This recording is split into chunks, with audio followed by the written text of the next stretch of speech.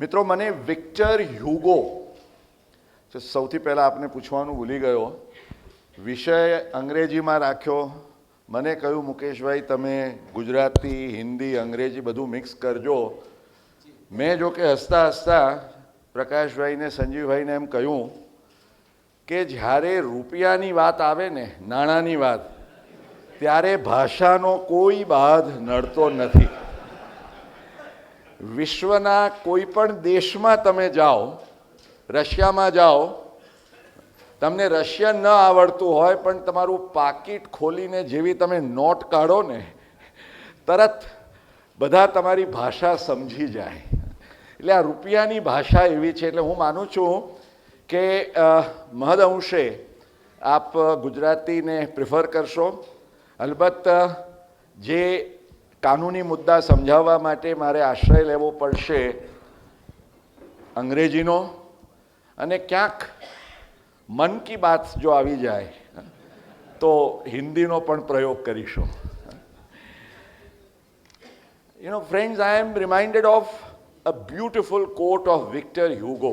There is one thing stronger and mightier than all the armies in the world, and that is an idea whose time has come. મિત્રો, ભારતના ઇતિહાસમાં આ એક સમય, અને યોગાનું યોગ 9/11 ભૂલાય નહીં એવો શબ્દ. કારણ કે 9/11ની વાત કરીએ ત્યારે that was a day which will always be remembered, when there was a strike by fanatic terrorists. 9/11 યાદ છે ને, 2001નો 9મી September, then they call it as 9/11. જેહાદીઓએ એક જેહાદ જમાવીને, that is what they struck. I think it is not a pure coincidence. આપણા વડાપ્રધાન, આપ જાણો છો, સમય ઘડી એ ક્યારેય ચૂકતા નથી.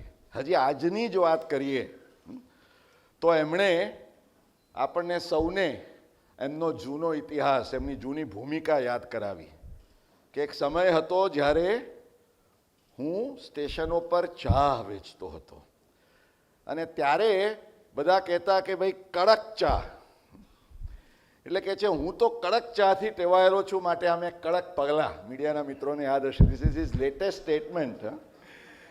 અને એમાં પણ આપણે જો અમદાવાદના આવીએ તો આપણે કેવી ચા જોઈએ? કડક બાદશાહી જોઈએ. પાછી પલંગતોડ કાઠિયાવાડી હોય તો કે. મિત્રો, એવી જ કડક ચા. એટલે આ 9/11ની હું જે વાત કરતો હતો, that was a strike by fanatic terrorist. અને આ 9/11 મિત્રો 2016નો યાદ રહેશે, a strike on economic terrorist or terrorism. ત્રિશૂલ લઈને ત્રિપાંખીયો જંગ જે માંડ્યો છે એની વાત હું કરવાનો છું. સામાન્ય રીતે સવારે 11 વાગે વડાપ્રધાન બોલવાના હોય એટલે બધાને ખ્યાલ હોય કે શું હોય? મન કી બાત. પણ રાત્રે 8 વાગે જ્યારે એમણે કહ્યું કે હું બોલીશ, ત્યારે કદાચ પહેલી વાર એમણે દિલ કી બાત કરી. અને એ દિલ કી બાતમાં વડાપ્રધાને શેર ન બોલ્યા, પરંતુ એ દિવસે કદાચ જેને કંઈક દિલથી શેર કહેવાનું મન થાય તો એ દિવસે રાતના 12 વાગ્યાથી આ શેર, આ 500 ને 1000ની નોટો માટે જાણે એનો અંતરાત્મા બોલ્યો હોય એમ નીકળ્યો કે રહેતે થે કભી જિનકે દિલ में हम जान से भी प्यारों की तरह, रहते थे कभी जिनके दिल में हम जान से भी प्यारों की तरह, बैठे हैं आज उन्हीं की जेबों में हम आज गुनहगारों की तरह. મિત્રો આખી ભૂમિકા બદલાઈ ગઈ. હા, 500 ને 1000 ની જે ભૂમિકા છે એ બદલાઈ ગઈ. અને ત્યારે સંજીવભાઈએ કહ્યું, મને ગમ્યું કે મિત્રો આજે આપ આવ્યા છો એટલું તો સારું છે કે ચેમ્બરમાં હજી શૈલેષભાઈએ પેલા કેલાલ ઓર ઉસકી માયાજાલના કોઈ પ્રોગ્રામ રાખતા નથી. નહીં તો કેમ કલર બદલવો, બ્લેકનો વ્હાઇટ. એટલે મિત્રો આજની વાત છે is not for colour conversion. Of course I am going to put across to you આ માહોલમાં some emerging tax issues for your consideration. I am also going to talk about the economy and the exciting times ahead which I can visualize. અને એના માટે I would say there could not have been a better forum than the Gujarat Chamber of Commerce and Industry. મિત્રો ગુજરાતીઓની વાત કરીએ તો કેવો યોગાનું યોગ. ભારતના તમે અર્થકારણના ઇતિહાસની વાત કરો તો 1978માં that was a major demonetization that took place. વડાપ્રધાન મોરારજી દેસાઈ, નાણાપ્રધાન H M. Patel, reserve bank of ઇન્ડિયાના ગવર્નર ડૉક્ટર આઈ.જી. પટેલ. મિત્રો 2016માં demonetization part 2 again Narendra Modi. જેટલી સાહેબ હવે એમને ગુજરાતના ઓળખાવતા થયા છે કારણ કે વર્ષોથી ગુજરાતમાંથી જ રાજ્યસભાનું પ્રતિનિધિત્વ કરે છે. એટલે અરુણ જેટલીને તમે અડધા ગુજરાતી તો કહી શકો. અને ડૉક્ટર ઉર્જિત પટેલ આરબીઆઈના governor. This is again something to do કે આવા દ્રષ્ટિપૂર્ણ હિંમતભર્યા નિર્ણયો લેવાનો કદાચ આ દાળ ભાતિયા ગુજરાતીઓમાં જ કંઈક એવું હશે. અને માટે મને જ્યારે જીતોએ, પ્રકાશભાઈ અને એમના સાથીદારોએ બધાએ પ્રેમપૂર્વક નિમંત્રણ આપ્યું અને કે મુકેશભાઈ કદાચ આ પ્રકારનો કાર્યક્રમ આપણે પહેલીવાર અહીંયા યોજી રહ્યા છીએ. મેં કીધું શા માટે નહીં? Why the Gujarati should not take the lead. જો સ્ટ્રાઇકમાં ગુજરાતીઓ હોય તો એ સમજવામાં અને for caring the future, drawing the lines ahead પણ ગુજરાતીઓ જ એટલી ભૂમિકા ભજવે એ ખૂબ જરૂરી છે. મિત્રો આ છેલ્લા 5 દિવસમાં કેટલી વાતો બની ચૂકી. હા, ગંગામાં નોટો પણ વહેતી થઈ ગઈ. મને આજે બપોરે જ એક વિચાર આવ્યો કે જો રાજ કપૂર હોત તો એણે जिस देश में गंगा बहती है, અને આજે હોત તો એમને એક બીજું પિક્ચર બનાવવાનું મન થાત કે जिस देश की गंगा में नोटें बहती है. મિત્રો just imagine the times and tide have changed to this. અને આ પલટાતા સમયમાં જ્યારે 9/11 સ્ટ્રાઇકના સંદર્ભમાં મેં વાત કરી, મેં ત્રિશૂલની વાત કરી. મિત્રો આ ત્રિશૂલ જે ત્રિપાંખીયો જંગ, એક તો ફેક મની, બીજું બ્લેક મની અને ત્રીજું કરપ્શન. યુદ્ધની અંદર તમે તમારા ત્રણેય ત્રિપાંખિયા દળોને, આર્મ્ડ ફોર્સિસને એક સાથે લગાડ્યા હોય એ પ્રમાણે મિત્રોને આના સંદર્ભમાં આ 9/11ની સ્ટ્રાઇકનો સંદર્ભ સમજવા માટે કેટલાક આંકડાઓ અને હકીકતો પણ એટલી જ રસપ્રદ બની રહેશે. એક વાત નિશ્ચિત છે અને એ બાબતમાં મને લાગે છે કોઈના બે મત નથી. તે એ છે કે ફેક મની, 500 ને 1000ની નોટો માટેનો જે એક ચિંતાજનક વિષય છે અને ધી ઓફિશિયલ ફિગર્સ ઇન્ડિકેટ કે દર 1000 નોટોમાંથી જે હાઈ ડિનોમિનેશનની વેલ્યુની નોટ્સ, એટલે જે 500 ને 1000ની નોટમાં જે ફેક નોટ્સ આવતી હતી મિત્રો, એ 4, એટલે 4 out of 1000. It is not a small figure. અને એ સતત સર્ક્યુલેશનમાં રહે. વિચાર કરો, આજે ખૂબ પ્રચાર પ્રસાર, મિત્રો માફ કરજો, let me be very honest, જે મિત્રો મને ઓળખે છે, જાણે છે, they know I have no political alignment. મારે કોઈ કારણ નથી કોઈ પણ પક્ષ કે કોઈ પણ રાજકીય નેતાની વિચારસરણીની બ્રીફ લઈને વાત કરવાની. મિત્રો, હું એક મારી અદની કક્ષામાં એક સામાન્ય નાગરિક છું. સંજીવભાઈએ કહ્યું એમ 4 દશકાથી મારા કોલમ દ્વારા, મારા ટીવી કાર્યક્રમો દ્વારા, મારા પ્રવચનો દ્વારા એક પેશન સાથે I have been trying to take the cause. I have briefed only for the honest taxpayers of this country. And therefore, kindly, મારા સમગ્ર પ્રવચનમાં મારા મંતવ્યોથી આપનો કદાચ જુદું મંતવ્ય હોય, પણ એક વાત નિશ્ચિત રાખજો કે there is no political color in anything that I am saying. I am talking only as a citizen, as one who loves my country, as every one of you. મિત્રો, આ વાત એટલા માટે કરું છું કે સવારે છાપું ખોલીએ, ટીવી ઉપરના ન્યૂઝ રાત્રે જોઈએ, ત્યારે જ્યારે આપણે ઘણા બધા સોર્સિસમાંથી ટીકા થતી જોઈએ છે કે ભાઈ લાંબી ક્યુઝ લાગે છે, હાડમારીઓ થાય છે, આ ક્યુમાં ઊભા રહીને કોઈકનું અવસાન થઈ ગયું. મિત્રો, આ દેશની અંદર આનાથી લાંબી ક્યુઝ, અહીંયા વડીલો હશે એ લોકોને તો યાદ હશે કે જે જમાનામાં આપણે ત્યાં રેશનિંગ ને કંટ્રોલ્સ ને આને તેને હતા, લાંબી આનાથી ક્યુઝ લાગતી હતી. કંઈ ક્યુ લાગે એટલે કોઈ વસ્તુ નિષ્ફળ છે અથવા તો કામની નથી, એ માપદંડ ન રાખો.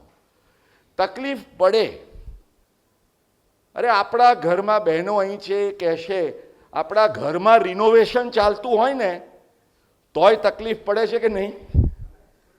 અહીંયા તો દોસ્તો આખા દેશનું નવનિર્માણ થઈ રહ્યું છે, ત્યારે પડતી તકલીફો સામે ટીકા કરવાને બદલે એક રચનાત્મક અભિગમથી, નો ડાઉટ વી વોન્ટ કે આ યોજનાના અમલમાં પણ જેટલું સ્મૂધલી, જેટલું ઇફેક્ટિવલી એનું અમલ અને શાસન થાય એ જરૂરી છે. There is no defence to that. પણ આને કારણે મુશ્કેલીઓ પડે છે, માટે આ યોગ્ય નથી કે વ્યાજબી નથી, રાષ્ટ્રના હિતમાં છે, તો પણ મને લાગે છે કે ધીસ આઉટલુક, આ અભિગમ આપણે બદલવાની જરૂર છે અને ચોક્કસ બદલીશું. હું વાત કરતો હતો ફેક મનીની. મિત્રો, જો આંકડાની વાત કરું તો આજે કુલ આપણી જે કરન્સી છે, ચલણ છે, એમાં they say that the currency circulation is around 17 lakh crore, 17 lakh crores, બધી જ 10 રૂપિયાથી માંડીને 1000 રૂપિયા સુધીની નોટો. પરંતુ એની અંદર લગભગ 86% is the share and the contribution of high value denomination notes. 86%, એટલે લગભગ આ 17 લાખમાંથી 14 લાખ કરોડથી વધુ.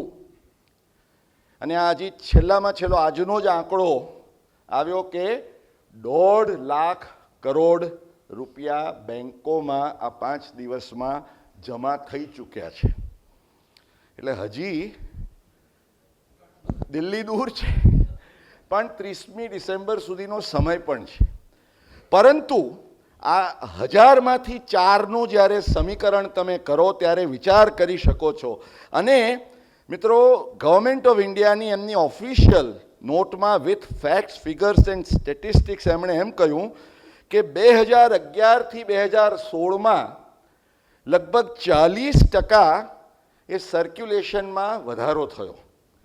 પરંતુ એની સામે 500ની નોટોમાં જે વધારો થયો એ 76%, અને 1 નોમિનેશનની નોટમાં સર્ક્યુલેશનમાં જે વધારો થયો એ 109%. ધીસ ક્લિયરલી શોઝ કે બજારની અંદર મોટા પાયે ફેક કરન્સી નોટ્સ છપાઈ રહી હતી.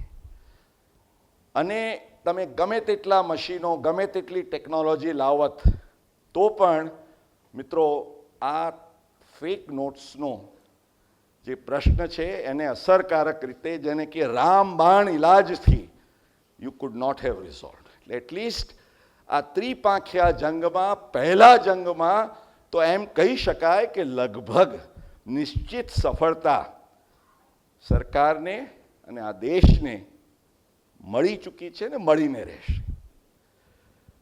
પ્રશ્ન બ્લેક મનીનો છે. બ્લેક મનીની વાત કરીએ જ્યારે મિત્રો, ત્યારે એના પણ આંકડા આપણે થોડાક સમજવા જરૂરી છે. થોડું વિસ્મય થાય, પણ આપ સૌને તો યાદ હશે કે મે 2012માં સરકારે એક વ્હાઇટ પેપર બહાર પાડ્યું. વ્હાઇટ પેપર તો ઘણા નીકળે છે, પણ એ વ્હાઇટ પેપર કયા વિષય પર હતું? That white paper was on black money. એટલે બ્લેક મની ઉપરનું વ્હાઇટ પેપર હતું ને એ વ્હાઇટ પેપરમાં સરકારે પોતે, ત્યારના નાણામંત્રી ડૉક્ટર પ્રણવ મુખર્જી અને આપણા આજના રાષ્ટ્રપતિ, એમણે ફેક્ટ્સ, ફિગર્સ અને સ્ટેટિસ્ટિક્સ સાથે, જો કે એમણે એ પણ એકરાર કર્યો કે it is almost an impossible task to even estimate the value of black money in and outside the country. મિત્રો આ પણ એટલે બ્લેક મનીની વાત કરો, એવું નથી કે બ્લેક મની માત્ર રોકડ નાણાંમાં જ છે. બ્લેક મની તો ઘણા બધા સ્વરૂપે છે, પરંતુ એ ભૂલવું ન જોઈએ કે આ ડિમોનેટાઇઝેશન, 500 ને 1000ની નોટો ઉપર પ્રહાર કરીને મિત્રો જે એક બ્લેક મનીને અંકુશમાં લેવાનો પ્રયાસ કરવામાં આવ્યો છે. કારણ કે આપણે વાત કરી કે 17 લાખ કરોડમાંથી 14 લાખ કરોડની આ જે કરન્સી નોટ્સ ઓફ 500 and 1000 છે, એમાં લોકો મિસચીફ કરીને પણ કેટલી કરશે, અને સરકાર પણ એના માટે કટિબદ્ધ છે, એ વાત ચોક્કસ છે. પ્રશ્ન એ છે, ઘણા લોકો કહે છે કે તમે આ કરીને શું કર્યું? અરે ભાઈ, કોઈ પહેલાં આ પણ નહોતું કરતું, પણ એ કે જે આ કરીને શું કર્યું? કાળા નાણાં તો પ્રોપર્ટીમાં છે, કાળા નાણાં તો સોનામાં છે, કાળા નાણાં તો ફોરેન કરન્સીમાં છે. પણ મિત્રો એક વિચાર કરો કે કાળા નાણાંની હેરફેર રોકડ સિવાય પોસિબલ છે ખરી? આજે તમે પ્રોપર્ટી વેચો, એમાંથી જે કાળું નાણું ઊભું થાય રોકડમાં, એને કોઈ માણસ સોનામાં લગાડે. સોનું વેચીને જે રોકડ થાય એને એ હવાલામાં લગાડે, એને ફોરેન કરન્સીમાં ટ્રાન્સફર કરે. કોઈ પણ રીતે, કોઈ પણ ફોર્મ અને શેપમાં તમારે કાળા નાણાંની અંદર અથવા તો કાળા નાણાંની અસ્કયામતો, એસેટ્સ, બ્લેક મની એસેટ્સમાં રોકાણ કરવું હોય તો એનું જે માધ્યમ છે, the medium is ultimately money. Now you are striking at the root of that. તમારી ટાંકીમાં જ્યારે લીક થઈ રહ્યું હોય ત્યારે તમે ચારે બાજુ એટલી તિરાડો પડી ગઈ છે કે તમે કશું કરી શકતા નથી. તો શું કરો તમે કે ટાંકીની અંદરનો જે નળ છે એટલીસ્ટ એ તો બંધ કરો કે પેલું નવું લીકેજ ન થાય. જે થઈ ચૂક્યું છે તો થઈ ચૂક્યું છે. મિત્રો, તમે કોઈ પણ અર્થશાસ્ત્રીની, ઇકોનોમિસ્ટને પૂછશો તો એ ચોક્કસ કહેશે કે કાળા નાણાંને નાથવા માટેનો આ ભલે 100%નો અક્ષીર ઇલાજ ન હોય, પણ રામબાણ તો ચોક્કસ છે, મહદ અંશે. And could you have had a better option than this is again the question. અને બ્લેક મની મિત્રો આજે 2007માં તમારા જીડીપીના 23.2% was the black money. And these are official figures which જે 2012ની અંદર જે વ્હાઇટ મની આવ્યું એની વાત એમણે કરી 2007માં. આજે એ વાતને લગભગ 10 વર્ષ થઈ ગયા અને વધતા જ ગયા, કારણ કે 20.7 હતા, એના 23.2 થયા. એક અંદાજ પ્રમાણે it could be anything, even more than 30%. તો તમારા આખા દેશના અર્થતંત્રને આ કાળું નાણું કોરી ખાતું હતું. એને જડમૂળથી ટેકલ કરવા માટે મિત્રો this is going to work. અને ત્રીજો જે મુદ્દો છે તે કરપ્શન, ભ્રષ્ટાચાર. મિત્રો એ કોઈ રાજકારણી હોય, અમલદાર હોય કે વેપારી હોય, જો એણે ખોખાઓ, ટ્રંક્સ, ઘણા લોકો કે ટ્રંક્સ પણ નહીં, ટ્રક્સ ઓફ બ્લેક મની એમણે હોર્ડિંગ કર્યા હોય, મિત્રો આ એક ઝાટકે તમે કેટલી મિસ્ચીફ કરશો. પેલું જાદુ તમે કહો, કાળાનું ધોળું ને આ ને તેને, એ આપણો વિષય નથી ચર્ચાનું, પણ there is a limit to it. અને પ્લીઝ કીપ ઇન માઇન્ડ મિત્રો, એક બહુ જ રસપ્રદ આંકડો છે કે 1978માં જ્યારે ડિમોનિટાઇઝેશન થયું ત્યારે the official figures R K જે ટોટલ સર્ક્યુલેશનમાં પૈસા હતા એનાથી 25% ઓછા પૈસા બેંકોમાં જમા થયા, માત્ર 75%. પછી એના ફોલોઅપમાં એ 75%ના જે ક્વેશ્ચન માર્ક્સને જે થયું એ તો જુદી વાત છે, પણ 25% પૈસા તો આવ્યા જ નહીં, કારણ કે એને બેંકમાં ડિપોઝિટ કરવા માટે કોઈની હિંમત કે તાકાત કે એ કેલિબર પણ નહોતું. સો કીપ ધેટ ઇન માઇન્ડ. સરકારની પણ એ દ્રષ્ટિ આમાં હશે. અને એ વખતે શું બન્યું, આપણા અર્થતંત્રને સીધો ફાયદો થયો કે 25% જેટલું સરકારનું નાણાકીય દેવું overnight at the end of the scheme it was over. આજે પણ આ 17 લાખ કરોડમાંથી જેટલા ઓછા પૈસા જમા થાય એમાંથી પણ જે પ્રશ્નો ઊભા થાય એ જુદી વાત છે, we are coming to that also. પણ જેટલા ઓછા થાય એટલે સમજી લેવાનું કે એવા લોકોના હતા કે જેના અંગે કશું જ થઈ શકે એમ હતું નહીં. કારણ કે one thing is very clear કે એ રોકડના પ્રવાહમાં આવ્યા વગર તો તમે કોઈ એસેટ કન્વર્ઝન પણ કરી શકતા નથી. સો આઈ એમ લુકિંગ ફોરવર્ડ કે આ કરપ્શન ઉપર પણ સ્ટ્રાઇક આવવાની છે. ઇનફેક્ટ આપણે ચૂંટણીઓની વાત કરીએ તો એક બહુ જ રસપ્રદ આંકડો, અને આ કોઈ પ્રાઇવેટ સોર્સનો પણ નથી, it was a figure done based on the research of CMS એટલે સેન્ટર ફોર મીડિયા સ્ટડીઝ. એણે એક આંકડામાં એવું કહ્યું કે 2014ની જે છેલ્લી ચૂંટણી થઈ એ ચૂંટણીમાં એમના અંદાજ પ્રમાણે કુલ ખર્ચ 30,000 કરોડનો થયો, જ્યારે ઓફિશિયલ જે ખર્ચ ઇલેક્શન કમિશનના રેકોર્ડ્સમાં આવ્યો એ માત્ર 7,000 થી 8,000 કરોડનો. યુ કેન ઇમેજિન કે what is the extent of money that goes in to elections. મિત્રો, આગામી વર્ષમાં ચૂંટણીઓ આવી રહી છે, એના ઉપર પણ આ પ્રોવિઝન્સનો એક સીધો ઇમ્પેક્ટ પડવાનો છે. અને માટે આજે રાજકીય ગરમાગરમી પણ આજે થવા માંડી છે, સમજી શકાય એવી છે. પણ ચોક્કસ અનધર થિંગ, આપણે એ વિષય ઉપર વિસ્તારથી કોઈ વાત કરવી નથી, પરંતુ આપણે સૌ જાણીએ છીએ મિત્રો કે ભ્રષ્ટાચાર ઉપર પણ એક જબરજસ્ત સાયકોલોજીકલ ઇમ્પેક્ટ તો આવવાનો જ છે. There is no question about it. જે ગઈકાલ સુધી તમને કોરી ખાતા હતા, આ આપો, તે આપો, વલાણું આપો, ઢીકણું આપો, આજે તો એમને એમના પગ તળેની જમીન સરી રહી હોય એવે વખતે એ કયે મોઢે માગશે. અને અમદાવાદી તો હોશિયાર છે, સાહેબ આવશે ત્યારે આપીશું, ત્યાં સુધી તો શું, તમારે અમારા કેસનો નિકાલ તો કરવો જ પડશે, એને કંઈ હોલ્ડઅપમાં તો રાખી નહીં શકો. મિત્રો, પલટાતા સમયના પ્રવાહમાં એક આખો અભિગમ પણ બદલાશે. અને શા માટે નહીં? It is all a question. When we talk of corruption, it's a question of a mindset, attitude. એક નાનકડો દાખલો આપું મિત્રો. આજે આપણામાંના જ કોઈ ઇન્ડિયન ભારતીય સિંગાપોર જઈએ છે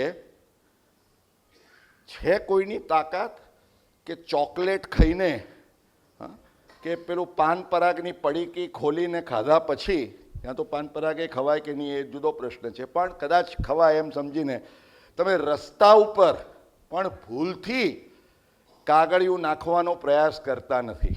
તમારા ખિસ્સાને ડસ્ટબિન બનાવી દો છો ને, રાઈટ? વાય? આવી બન્યું નહીં તો. અને ધ મોસ્ટ આયરોનિકલ આશ્ચર્યજનક વાત શું છે કે જ્યારે એ જ ઇન્ડિયન હજી તો અહીંયા પ્લેન ઉપરથી સીડી ઉતરી રહ્યો છે અને પેલા ખિસ્સાના કાગળિયાઓ ત્યાં જ બહાર ધડ આ બાજુથી જાય, ધડ આ બાજુથી જાય. મિત્રો, એ જ ભારતીય, એ જ કચરો, પણ જુદો અભિગમ, જુદી વિચારસરણી, જુદો એટીટ્યુડ, જુદો માઇન્ડસેટ. કેમ? સિંગાપોર છે, એના કાયદાઓનો હવ છે તમારા મન પર. અહીંયા પણ એ હવ આવશે, એ માહોલ બદલાશે, ત્યારે that will make the sea change. એટલે મને વિશ્વાસ છે કે આપ સૌ એ વાતને પણ જરૂર એપ્રિશિએટ કરશો કે ભલે કે રાતોરાત રામ રાજ્ય ન આવે તો પણ ભ્રષ્ટાચાર સામેની લડાઈમાં after this Trishul it is bound to make a difference. મિત્રો, આ એક મેં પૂર્વ ભૂમિકા આપને આપીને હું જે મુખ્ય વાત કરવા જઈ રહ્યો છું એના સંદર્ભમાં એક જ નાનકડા facts, again figures and statistics, કારણ કે મારી જે વાત મારે આપને કહેવી છે એ કોઈ મારા મનગઢત વિચારો નથી. They are based and supported by logical facts, figures and statistics. કાળા નાણાંની વાત કરીએ ત્યારે આપણને ઘણીવાર આશ્ચર્ય થાય કે આ દેશમાં આપણા ટેક્સ પેયર્સ, મિત્રો, આજે આપણે ત્યાં આવકવેરાનો કાયદો તો જ્યારથી આઝાદી થઈ ત્યારથી ભારતીય આવકવેરા, ઇનફેક્ટ ઇવન બિફોર દેટ બ્રિટિશર્સના ટાઈમમાં પણ હતો, પરંતુ 2015 પહેલાં પણ સરકારે, કોઈ પણ નાણાં મંત્રાલયે ક્યારે actual statistics with everything તમને સંપૂર્ણપણે જેને પારદર્શક કે તમે ટ્રાન્સપેરન્ટ કહો એ રીતે એમણે આપી નહોતી વિગતો. એ વિગતો સૌ પ્રથમવાર આપણને જાણવા મળી. શું જાણવા મળ્યું? અલબત્ત સરકારને એની માહિતી વોઝ નોટ ઓનલાઈન, એટલે તમને 2015માં એમણે આકારણી વર્ષ 2011-12 4 વર્ષ પહેલાંની પણ વિગતો આપી. મિત્રો, એ વિગતોના આધારે 2011-12ના 2 કરોડ 90 લાખ, હું રાઉન્ડ ફિગર્સમાં કહું છું, 2 કરોડ 90 લાખ આવકવેરાના રિટર્ન ભરાયા હતા, જેમાંથી 1 કરોડ 45 લાખ તો દે વર બિલો ટેક્સેબલ ઓનલી ટુ ક્લેમ રિફંડ્સ અથવા તો એના પર થપ્પો લગાવવા માટેના. એટલે બાકી રહ્યા તમારા 1 કરોડ 45 લાખ. એ બાકીના 1 કરોડ 45 લાખમાંથી 1 કરોડ 2 લાખ, તે વખતે લિમિટ એક્ઝમ્પશનની 2 લાખ રૂપિયાની હતી, તો 2 લાખથી 5 લાખ રૂપિયા વચ્ચેની કરપાત્ર આવકના ઇન્ડિવિજ્યુઅલ ટેક્સ રિટર્ન્સ હતા. અને 5 લાખથી ઉપરની આવક બતાવવાવાળા કુલ આવકવેરા રિટર્નો માત્ર 43 લાખ હતા. એનાથી પણ જો તમે આગળ એનું વિશ્લેષણ કરો તો 10 લાખ ઉપરના રિટર્નોની વાત કરીએ તો આખા ભારતની અંદર માત્ર 13 લાખ. મિત્રો, આજે 10 લાખ ઉપરની ગાડીઓ, આજે છે કોઈ અહીંયા ઓટોમોબાઈલ ઇન્ડસ્ટ્રીવાળા મિત્રો તો કહી શકશે કે 10 લાખ રૂપિયા ઉપરની કિંમતની કેટલી ગાડીઓ, હું પેલી 4 બંગડીવાળીની વાત નથી કરતો, હા, પણ સામાન્ય ગાડી આજે જેની આવક પણ 5 કે 10 લાખ નથી, એ આજે 20-25 લાખની જો ગાડીઓ, એટલે ગાડીઓની સંખ્યાની સરખામણીમાં પણ જેને બિલકુલ મિનિસ્ક્યુલ કહી શકાય. અને કરોડપતિની વાત કરીએ તો માત્ર હજારોમાં. ભલે આપણા નામ અધરવાઇઝ ફોર્બ્સના લિસ્ટમાં મિલિયોનેર્સમાં ને બધે હોય, પણ મિત્રો 2011-12માં 1 કરોડથી વધુ આવક દર્શાવનાર માત્ર 35,000 વ્યક્તિઓ હતા આખા દેશમાં. એટલે લગભગ 25% લોકો એ આજે 75%થી વધુ અને 75% લોકો 25%થી પણ ઓછું એમનું contribution in this entire thing. મિત્રો, ધીસ ઓનલી શોઝ, આમાં મારે બીજું કંઈ ટીકા ટિપ્પણ કર્યા વગર એટલું જ કહેવું છે કે આ આંકડા બતાવે છે કે કેવી અસુસંગતતા અથવા વિસંગતતા in the actual lifestyle and the reality of income. આજે આપણે કહીએ છીએ ને કે દાળમાં મીઠું હોય બરાબર છે, પણ મીઠામાં દાળ નાખવાની વાત, મિત્રો, unfortunately that was the extent of this. અને માટે આ surgical strike on black money was extremely important, અને I think it will completely change the attitude. અને હું લાઈફસ્ટાઈલની વાત કરું છું. આજે તમે જુઓ, સામાજિક ક્ષેત્રે પણ કેટલા બધા દૂષણો કાળા નાણાંને કારણે. તમે કોઈને ત્યાં જાઓ, સી ધી એટીટ્યુડ. એને જો ચેક ઉપર સહી કરવાની હોય ને તો આમ ચશ્મા સેજ ઊંચા કરશે, ધ્યાનથી જોશે કે આ કંઈક એક મીંડું આગું પાછું નથી થયું ને, પછી સહી કરશે. કોઈ દિવસ આંખો મીચીને ચેકમાં સહી કરીએ છીએ? એટલે વિચાર કરીને, અનલેસ યુ નો કે it has been prepared by somebody who is most trusted. પણ એ જ ઘરમાં તમે જાઓ અને કોઈને આપવાના હોય તો કે ભાઈ પેલું કબાટ ખોલીને ઉપલા ખાનામાં પેલી થપ્પીઓ પડી છે ને એમાંથી 2 થપ્પીઓ આવવા દેજે. What a casual approach. મિત્રો, હાર્ડ અર્ન્ડ મનીનું મૂલ્ય શું એ હવે લોકોને સમજાશે. કારણ કે for all this time I always say કે black money is slack money. એને પાંખો આવી જાય છે, ખબર પણ નથી પડતી. થપ્પીઓ ઉછળતી હોય પણ કોઈના પેટનું પાણી હાલતું નથી. But white money is tight money, and because it is tight money, it is a right money. મિત્રો, આ જે એક અભિગમ મારી દ્રષ્ટિએ આ દેશની અંદર એક પાયાનું પરિવર્તન. આજે દીકરીઓના લગ્ન થાય છે, દહેજ, જે રાજ્યોમાં દહેજની ઉગ્ર પ્રથા છે ત્યાં જુઓ તમે, the naked display of wealth લગ્નોમાં અને બીજા પ્રસંગોમાં. Why? Because there is no value for the hard earned money.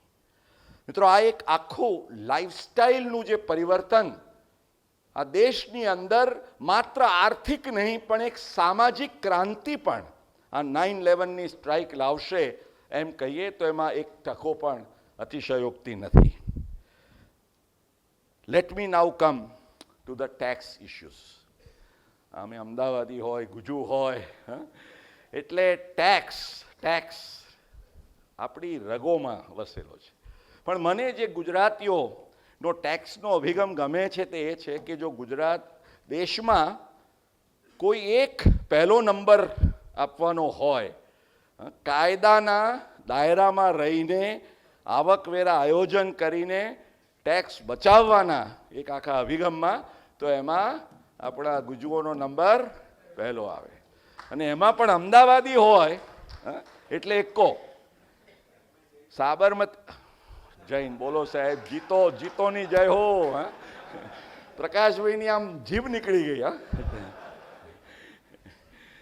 પણ મિત્રો, આ સંદર્ભમાં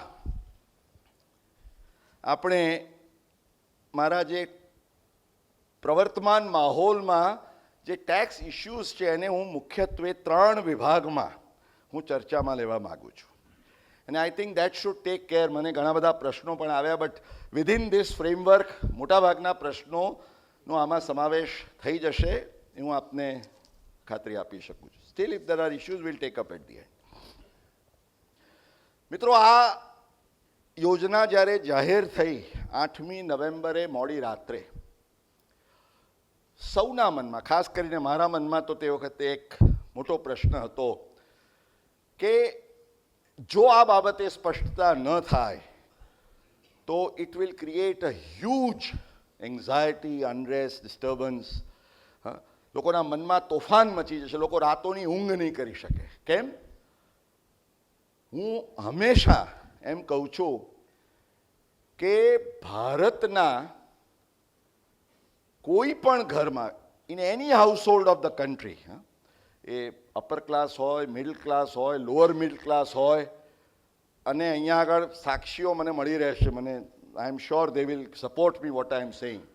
એક પણ ઘર એવું નહીં હોય કે જેમાં સ્વિસ બેંક એકાઉન્ટ નહીં હોય.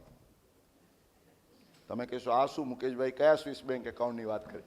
સ્વિસ બેંક એકાઉન્ટ એટલે તમારા ઘરના હોમ મિનિસ્ટરે તમારાથી પણ ખાનગી રાખીને કરેલી બચતો. હોમ મિનિસ્ટરો છે અહીંયા આગળ, હા કે ના કહેજો. હા, ખરું કે નહીં? આ છેલ્લા દિવસોમાં તો એવા ડિસ્ક્લોઝરો આવ્યા છે. હા, કારણ કે બહેનોને જ્યારે પછી પાણી અહીંયા ગળે આ નેવે આવી જાય, કહેવું પડે કે ભાઈ આ કબાટમાં અમે વર્ષોથી પેલી નાની નાની પીપુડીઓ બનાવીને, પછી એ પણ આમ બરાબર સ્ટાઇલથી વાળીને એમણે સંતાડી રાખી હોય. કેમ? એક સારા આશયથી. હા, આપણે જેમ પેલા નાના હતા ને પેલી વાર્તા સાંભળતા ને, grass hopper and the ant વાળી, તો એ કીડી છે ને એ પેલી મુશ્કેલીના દિવસો માટેની બચત કરે. અને એટલે જ આપણે ત્યાં આપણું બચ્ચું પણ, બાળક નાનું હોય ત્યારથી એને આપણે પિગી બેંક, એની બચતની એ હેબિટ શીખવાડીએ છીએ. એટલે મિત્રો, આ ઘરે ઘરે પિગી બેંક્સ, આ નાની પડીકીઓ એ તો હોય જ. એટલે ભલે ખબર ના હોય, કદાચ બહેનોને ખબર નહીં હોય કે સાલા અમારા દલ્લામાં કેટલું અમે સંતાડ્યું હશે, સાચ્યું હશે. સારા સંદર્ભમાં કહું છું. હા, એમાં 1% પણ, there is no question of black money at all. એ એમના હકના પૈસા હતા. અને એમ સમજો કે એમણે સાચવ્યા, અને કેટલા બધા ઘરોને એ પૈસા તો બરાબર અણીના સમયે કામમાં પણ આવ્યા છે. એટલે મને જે પહેલો વિચાર આવ્યો કે આ બહેનો, આ વરિષ્ઠ વયના નાગરિકો, આ પેલા નાના કામદારો, પેલા પ્રામાણિક ખેડૂતોનો પણ એમાં સમાવેશ થાય, બધા જ ઘરે ઘરે દરેકની જે આ બચત હોય એની 500 ને 1000ની નોટોમાં કાગળિયા થઈ ગયા. એટલે એમને બેંકમાં જઈને બદલ્યા વગર કે એમના ખાતામાં જમા કરાવ્યા વગર તો ચાલવાનું નથી. એવે વખતે જો આવકવેરા ખાતું એમની પાછળ પડી જાય કે સમજાવો ક્યાંના છે, કેટલા વર્ષોના છે, મિત્રો વિચાર કરો, હાહાકાર મચી જાય. તરત એ બાબતે અંગુલી નિર્દેશ ઘણા બધા જાગૃત મિત્રોએ કર્યો. અને મને કહેતા આનંદ થાય છે કે ઇન લેસ દેન 24 hours, તમને જો ખ્યાલ હોય તો 9મી નવેમ્બરે બરાબર ઇવન રાતના 12 વાગ્યા પહેલાં સુધી રાહ જોવી ન પડી. By late afternoon the clarification came કે 2.5 લાખ રૂપિયા સુધીની રકમ જો કોઈ પણ આવા બેંક એકાઉન્ટમાં જમા કરવામાં આવશે તો એના અંગે આવકવેરા ખાતું કોઈ પણ પ્રશ્ન પૂછશે નહીં. કોઈ કનડગત, કોઈ હેરાનગતિ કશું નહીં થાય. ઘણીવાર તો એવું છે કે આપણને થાય કે ભાઈ આ તો કોઈ બોલતા બોલી ગયું, પણ વોટ ઇઝ ધ સેન્ટિટી? ફોર્ચ્યુનેટલી ત્રીજે દિવસથી જાહેરાત પણ અખબારોમાં આવવાની શરૂ થઈ ગઈ, વડાપ્રધાનના ફોટા સાથે, નાણાં મંત્રાલયના ચિહ્ન સાથે. એટલે એ બાબતમાં મિત્રો કોઈએ કોઈ પણ પ્રકારની દ્વિધા અનુભવવાનું હવે કારણ નથી. સરકારે સાથે સાથે એ પણ સ્પષ્ટ કર્યું કે 2.5 લાખ રૂપિયા સુધી અમે કોઈ પ્રશ્નો પૂછવાના નથી, પણ 2.5 લાખથી વધુ હોય તો પ્રશ્નો માટે તૈયાર રહેજો. અને માટે મિત્રો we have to talk about those situations and scenarios કે જ્યાં 2.5 લાખ રૂપિયાથી વધારેની રકમ હોય. એટલે that brings me to situation number 2. આમ તો 2.5 લાખની અંદર અને એક ઘર હોય, એની અંદર માતા હોય, તમારી પુત્રવધુ હોય, દીકરી હોય આજે 18 વર્ષની, તો એમાં ઘણા લોકોના મનમાં એવા પ્રશ્ન 18 વર્ષની દીકરી ના હોઈ શકે પૈસા, કેમ નહીં? આજે આપણે ત્યાં તમે જાણો છો વાર તહેવાર, રક્ષાબંધન, ભાઈબીજ, જન્મદિન, બેસતું વરસ, કોઈ પણ સારો પ્રસંગ, કોઈનું મામેરું હોય, અરે અહીંયા અસલ ચરોતરમાં તો કોઈનું અવસાન થાય ને તોય પેલા કવરો આવતા હોય છે, આપને ખબર છે. તો એ બધા કવરો એ કંઈ કાળું નાણું છે ના. તો જે સામાજિક વ્યવહાર અનુસાર, અને એના માટે તમારે કોઈ એક્સપ્લેનેશન પણ આપવાની જરૂર નથી. મિત્રો આના માટેનું જો એક સીધું, in fact when I was asked the example I gave, જ્યારે આ મેસેજ મને એક રજૂ કરવાનો એક તક મળી ત્યારે મેં કહ્યું કે આ જ આવકવેરા ખાતાએ, આપ સૌને ખ્યાલ હશે, એક નિયમ બનાવેલો છે કે કોઈને ત્યાં પણ જો આવકવેરા સર્ચ કે દરોડામાં કે અમે જઈએ તો એ લોકોએ એના માપદંડ રાખ્યા છે કે 500 ગ્રામ સુધી પરિણીત મહિલાનું સોનું હોય તો એના વિશે કોઈ સવાલ પૂછવાનો નહીં, એને ટચ કરવાનો નહીં. જો અપરિણીત કોઈ મહિલા હોય, દીકરી હોય, તો એના 250 ગ્રામ, અને પુરુષ સભ્યને પણ આપણી વીંટી હોય, ચેઇન હોય, કડું હોય તો 100 ગ્રામ. મિત્રો આ 100, 250 ને 500 ક્યારેય કોઈ પ્રશ્નો ઊભા થતા નથી. ઇટ વોઝ નેસેસરી કે અહીંયા પણ એક એવી જ લિમિટ અનાઉન્સ થાય, 2.5 લાખ રૂપિયાની લિમિટ. પ્રશ્નો આવે છે કે મુકેશભાઈ અમે અમારું રિટર્ન ભરીએ છીએ તો 2.5 લાખ રૂપિયા અમને મળે કે ના મળે? મિત્રો ખરેખર મને કહેવા દો કે ક્યાંય એ લોકો એવું નથી કહ્યું કે 2.5 લાખ તમને એટલા માટે આપે છે કે તમે ઝીરો ઇન્કમનું રિટર્ન ભરતા હો તો આ 2.5 લાખનો તમારે ફાયદો લેવાનો છે. That has got no connection. હું સમજું છું ત્યાં સુધી 2.5 લાખ રૂપિયાની આ લિમિટ, આ જે આપણી વાસ્તવિકતા છે, આપણી દૈનિક જીવનની, સામાજિક વ્યવહારોની અને કૌટુંબિક જે એક આખી રીત રસમો કહીએ એના સંદર્ભમાં, આજે સ્વિસ બેંક એકાઉન્ટની મેં હળવી વાત કહી, તો ભાઈ 2.5 લાખ રૂપિયા સુધીના દરેકના સ્વિસ બેંક એકાઉન્ટની આવી જે રકમ છે એને ટચ કરવામાં આવશે નહીં. પણ આ તો એવું છે કે કંઈ વાત આવે એટલે લોકોને એવા બધા વિચારો ચાલુ થઈ જાય. પ્રશ્નો આજે પણ આવ્યા છે કે મુકેશભાઈ આ 2.5 લાખ રૂપિયામાં આપણા ભાઈબંધ, દોસ્તાર અને હવે તો જનધનના એટલા બધા ખાતા છે કે બધે આપણે પાર્ક કર્યા હોય તો? મિત્રો એવું કંઈ પણ કરવા ટ્રાય કરશો, પ્લીઝ અન્ડરસ્ટેન્ડ, તો it will be at your own risk. સરકારનો આશય ખૂબ સ્પષ્ટ છે, is to protect the genuine interest of an individual in the family. Even ઘણા લોકો કે HUFનું શું? મિત્રો HUF is an artificial entity. Don't expect કે HUFનું કંઈ તમને, ભલે HUFનું તમે જુદું એક એકમ કરીને ટેક્સ પ્લાનિંગ કરો, પણ અહીંયા આગળ ઓટોમેટિક 2.5 લાખની લિમિટમાં please don't try to play mischief. એટલે પણ આ 2.5 લાખ વાળો જે છે, આઈ થિંક લગભગ એમ કહી શકાય કે 95% વધારે લોકો, અને જો તમે આખા એક કુટુંબની અંદર એમ સમજો કે 4 મહિલા સભ્યો હોય ઇન અ જોઈન્ટ ફેમિલી, તો સંયુક્ત રીતે 10 લાખ રૂપિયા સુધીની રકમ થઈ જાય. આ કંઈ નાનકડી રકમ નથી, પરંતુ આને તમારા કુટુંબના જેન્યુઇન સંદર્ભમાં એને સીમિત રાખશો. Don't try to play mischief. Otherwise મિત્રો એ ખ્યાલમાં રાખજો કે તમારા ખાતામાં તમે જમા કરો એના સવાલ ન પૂછાય, પરંતુ જમા થયા પછી ફટાફટ જો ઉપડવાના ચાલુ થાય કે જો ક્યાંક બીજે પાર્ક થવાના ચાલુ થાય તો એ તમામ વસ્તુઓ will be within the radar of the department. So જે એક બેનિવોલન્ટ પ્રોવિઝન જેને આપણે કહીએ અંગ્રેજીમાં, that should not be misused, otherwise it will boomerang back. મિત્રો બીજો જે કિસ્સો છે, આ મેં તમને, this is one case. The second case, જ્યાં તમારે કોઈ કેશ ડિપોઝિટ્સમાં ચિંતા કરવાનું કારણ ન હોઈ શકે, તે કોના માટે? તમે નાનો ધંધો કરો છો, વ્યવસાય કરો છો, ઉદ્યોગ ચલાવો છો, તમે હિસાબો રાખો છો, હિસાબો કદાચ ન રાખતા હોય, અંદાજિત આવક યોજનામાં પણ આવતા હો, તો તમારા બેંકમાં તમે પૈસા જમા કર્યા હોય, એના આધારે ઉપાડ કર્યા હોય, એના અનુસંધાને પણ એ નક્કી થઈ શકે કે what is your cash on hand, તમારું રોકડ જમા બેલેન્સ શું છે.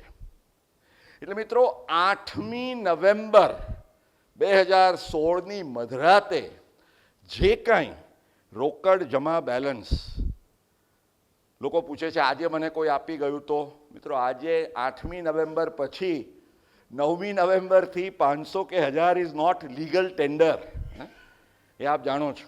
આઈ don't need to say anything મોર.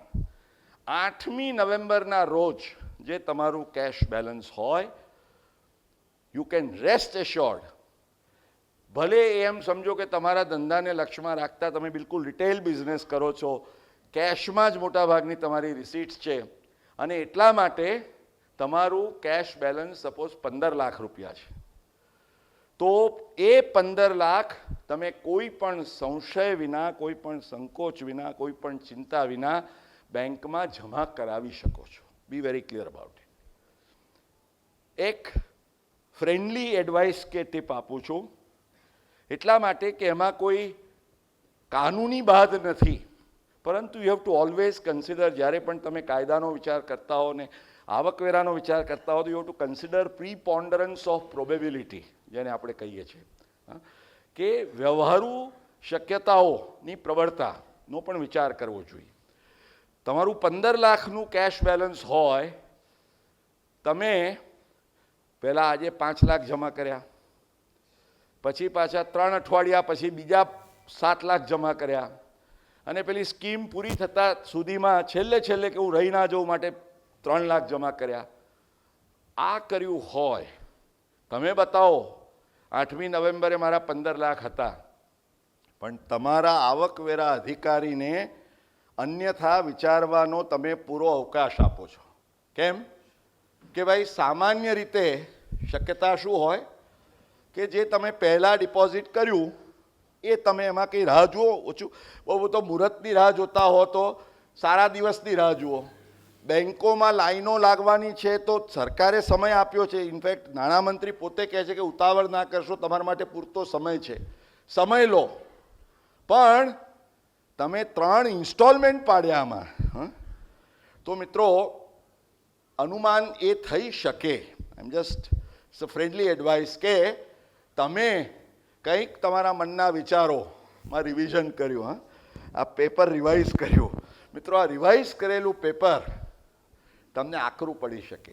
એટલે try to be very focused, practical and realistic.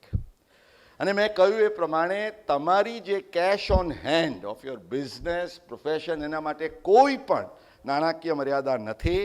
I repeat again, બેન્કોમાં પણ તમે જઈને પૂછી શકો છો. ભલે અત્યારે રશ હોય તો એ કહે કે ભાઈ હમણાં નહીં, તમે પછી આવજો 5 દિવસ પછી, પરંતુ કોઈ પણ બેંક સમક્ષ એવી સૂચના નથી. અહીં બેન્કર્સ છે, એ લોકો કન્ફર્મ કરશે કે ભાઈ તમારે દેર ઇઝ અ લિમિટ, કે આનાથી વધારે કેશ ન લઈ શકો. બેન્કો પાસે they have got their machines and they can count and take it. એટલે મિત્રો આ એક વાત તમારે ખાસ ખ્યાલમાં રાખવાની છે. ત્રીજો જે પ્રશ્ન છે તે હવે મહત્વનો બને છે. 2.5 લાખથી વધારે અથવા તો તમારી કેશ ઓન હેન્ડથી વધારે. હવે કેશ ઓન હેન્ડમાં પણ મને એટલી સ્પષ્ટતા કરી લેવા દો કે તમે ચોપડા રાખતા હો અને એનું બેલેન્સ હોય તો એના જ સંદર્ભમાં વાતચીત કરીએ એવું નથી. આજે ઘણીવાર એવું બને કે કોઈ રિટાયર્ડ પર્સન છે, સિનિયર સિટીઝન છે, અથવા ગૃહિણી છે, એના ખાતામાં 5-7 લાખ 10 લાખ રૂપિયા રહેતા હોય, અને આજથી સમજો 2 મહિના પહેલાં કોઈ કામથી એણે આજે 2.5 લાખ 3 લાખ ઉપાડ્યા છે, પણ પછી એ અવસર જ આવ્યો નહીં, અને એને એમ થાય કે ભાઈ હવે આ પૈસા મારે જરૂર નથી ને હવે તો આ નોટો છે મને કામમાં લાગવાની નથી. તો એ જે તમે અગાઉ 3 લાખ ઉપાડેલા હોય નજીકના સમયમાં, એમાંથી જ તમે કે ભાઈ મારા વપરાયા નથી એમ કરીને તમે જો એને પુનઃ જમા કરો, પણ બી પ્રિપેર્ડ કે 2.5 લાખથી વધુ રકમ હશે તો પ્રશ્ન ચોક્કસ પૂછી શકાય. તમારા cash on hand of business હોય, સરકારને ખબર નથી. એક વસ્તુ સમજી લેજો કે સરકારે કહ્યું છે કે 2.5 લાખ ઉપરની રકમો ઉપર રિપોર્ટિંગ થશે.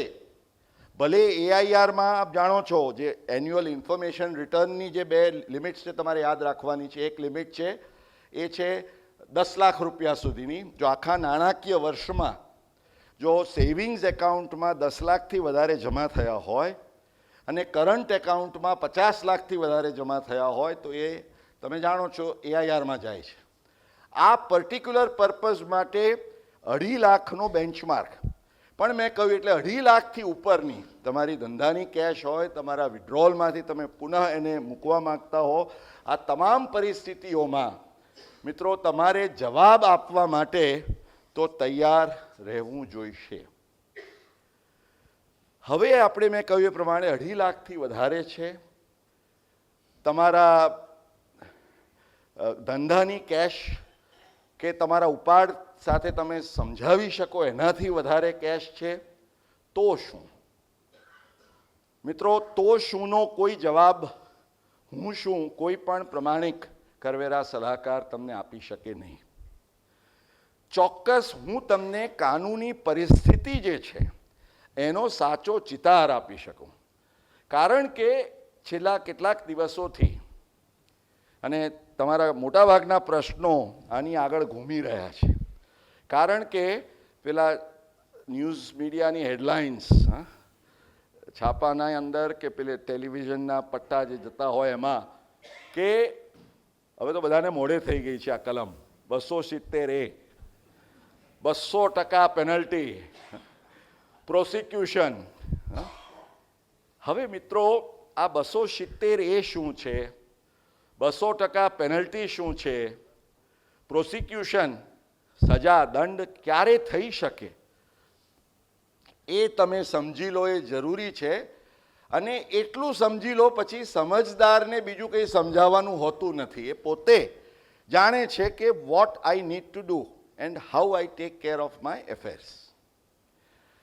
મિત્રો, પહેલાં તો જે સેક્શન 270A આ વર્ષે અમલમાં આવેલી એક નવી જ કલમ છે કે જે અગાઉ ક્યારેય નહોતી. એટલે આ નાણાકીય વર્ષમાં આ અંદાજપત્ર 2016માં એને રજૂ કરવામાં આવી અને આકારણી વર્ષ 2017-18 એટલે ચાલુ નાણાકીય વર્ષ 2016-17થી એ અમલમાં છે. એ સેક્શન હેઠળ એ લોકોએ 2 પ્રકારની પેનલ્ટીઝ દંડ રાખી છે. એક, જેને એ લોકો અંડર રિપોર્ટિંગ ઓફ ઇન્કમ કે ભાઈ તમારી કોઈ આવક છે, તમે બતાવવાનું ભૂલી ગયા, પછી તમે સ્વીકારો કે ભાઈ આ મારી આવક છે, તો that is a case of under reporting. ન પણ સ્વીકારો તો પણ ઇટ ઇઝ અંડર રિપોર્ટિંગ. બીજું જે છે એ મિસ રિપોર્ટિંગ, એટલે કે તમે આવક ખોટી દર્શાવો છો, ખોટી હકીકતો આપો છો, તમે બનાવટી કંઈક વસ્તુ ઊભી કરો છો, જે છે વાસ્તવિક એનાથી કંઈક જુદું જ બતાવવા પ્રયાસ કરો છો, તો દેટ ઇઝ મિસ રિપોર્ટિંગ. તો આ અંડર રિપોર્ટિંગ માટેની જે પેનલ્ટી છે એ 50% છે, મિસ રિપોર્ટિંગની પેનલ્ટી છે 200% છે. હવે આ ક્યારે લાગી શકે? સૌથી પહેલાં તો જે કલમ છે એ કલમમાં 50% કે 200%ની જે ગણતરી કરવા માટેનો બેઝ છે તે શું છે કે તમારા આવકવેરા રિટર્ન, એટલે કે આવતા વર્ષનું, કારણ કે આ કલમ પાછલા વર્ષોને તો કોઈને લાગુ પડતી જ નથી, એટલે આવતા વર્ષે તમે જે રિટર્ન ભરવાના છો એ રિટર્નમાં તમે જે આવક દર્શાવવાના છો, the income which you are going to return, અને આકારણી અધિકારી દ્વારા આકારવામાં આવતી આવક, એટલે કે એસેસ્ડ ઇન્કમ, એટલે કે રિટર્ન્ડ ઇન્કમ અને એસેસ્ડ ઇન્કમ વચ્ચે જો તફાવત હોય તો આ પેનલ્ટીનો પ્રશ્ન આવે, either for under reporting or for misreporting. Under reporting હોય, એરિથમેટિકલ મિસ્ટેક ટાઈપની કે એવી તેવી વસ્તુઓ સામાન્ય, તો એને 50% પેનલ્ટીમાં લીધી છે, જે તમારો દંડ હોય એના. અને જો મિસ રિપોર્ટિંગ હોય, એટલે કે એમ સમજો જો દ્રષ્ટાંત આપું તો કે ચાલુ વર્ષે તમે તમારા ખાતામાં 20 લાખ રૂપિયા જમા કરો છો અને તમે એમ કહો છો કે ભાઈ આ તો મારી ધંધાની કેશ છે કે મારી આ છે કે તે છે કે એવું કંઈ પણ તમે દાવો રજૂ કરવા ટ્રાય કરો છો અથવા તમારી પાસે કોઈ એક્સપ્રેશન જ નથી અને તમે એને તમારી આવકમાં ક્યાંય એ ડિપોઝિટ વિશે એને રિફ્લેક્ટ કરી જ નથી જે રિટર્ન તમે ભર્યું છે એમાં અને આકારણી થાય છે. મિત્રો આ વખતે ઘણી બધી આકારણીઓ થવાની આવી બધી જ કેશ ડિપોઝિટ્સના કેસમાં આપ સમજી શકો છો. તો એવા મિસમેચના કેસમાં ઓબ્વિયસલી એ રકમ ઉમેરવામાં આવે અને જે કેશ ડિપોઝિટ વિશે તમે કોઈ ખુલાસો નથી કર્યો, કોઈ એક્સપ્લેનેશન નથી આપ્યું, તો એ એડિશન ઉપર 200%ની પેનલ્ટી લાગે અને એ જો મિસરિપોર્ટિંગની પેનલ્ટી લાગે અને ગંભીર પ્રકારનો જો એ આખો મુદ્દો હોય તો એના સંદર્ભમાં પ્રોસિક્યુશન અથવા સજા માટેની પણ કાર્યવાહીની શરૂઆત થઈ શકે. એટલે મુદ્દો એ છે, પહેલાં તો એ સમજી લો, લોકો એમ સમજે છે કે અમે કેશ ડિપોઝિટ કરીશું 2.5 લાખથી વધારે તો ઓટોમેટિક પેનલ્ટી લાગશે. Please keep that in mind. એ નથી. એટલે મનમાંથી એ ભય કાઢી નાખજો.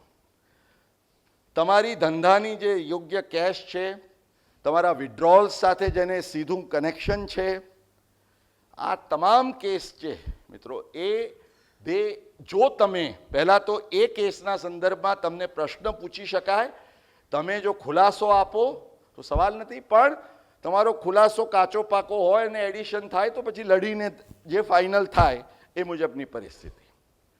પણ એમ સમજો મિત્રો, એક મને નાનો દ્રષ્ટાંત આપવા દો ને આ આપનામાં નહીં પણ મારા કોલમ અને મારા ટીવી શોના સંદર્ભમાં એટલી બધી મેલ્સ આવતી હોય છે. હજી ગઈકાલની જ વાત કરું છું, કદાચ એ પ્રશ્ન આજના કાર્યક્રમના સંદર્ભમાં જ પૂછાયો હશે એમ સમજો છો, કારણ કે બહુ જ પ્રસ્તુત છે અને એ પ્રશ્ન હું પૂછું છું એનો શું જવાબ મારે આપવો જોઈએ એ પણ હું આપના ઉપર છોડીશ. પ્રશ્ન એ હતો કે ઓક્ટોબર મહિનામાં, હજી આ 1.5 મહિના પહેલાં, કોઈને એક પ્રોપર્ટી વેચવાની જરૂર પડી, કારણ કે એને નાણાકીય ભીડ હતી, સામાજિક. એણે એમ પણ લખ્યું કે ઇટ વોઝ ઇનએવિટેબલ કે મારે આ પ્રોપર્ટી વેચવી પડે, કારણ કે એના જે નાણાં આવે એમાંથી મારે મારા વૃદ્ધ પિતાનું ઓપરેશન કરાવવાનું હતું, જેનો ઘણો મોટો ખર્ચ હતો. It was not even covered under mediclaim. અને એણે કહ્યું કે મારે પ્રોપર્ટી વેચવા માટે હું કેટલા સમયથી મથતો હતો, પણ મને જંત્રી વેલ્યુથી વધારે કોઈ પ્રોપર્ટીના પૈસા આપવા માટે તૈયાર નહોતું. એ પ્રોપર્ટી એને વેચવાની થઈ, અમુક ટકાનો ચેક મળ્યો, એ તો એણે ભરી દીધો. એણે એડવાન્સ ટેક્સ પણ કહે છે હું તૈયાર છું, આ ડિસેમ્બરમાં હું પહેલાં ભરીશ.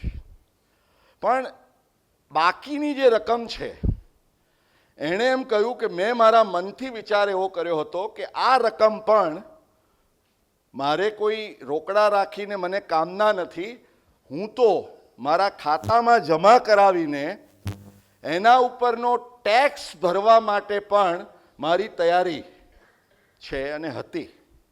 મુકેશભાઈ, હું શું કરું?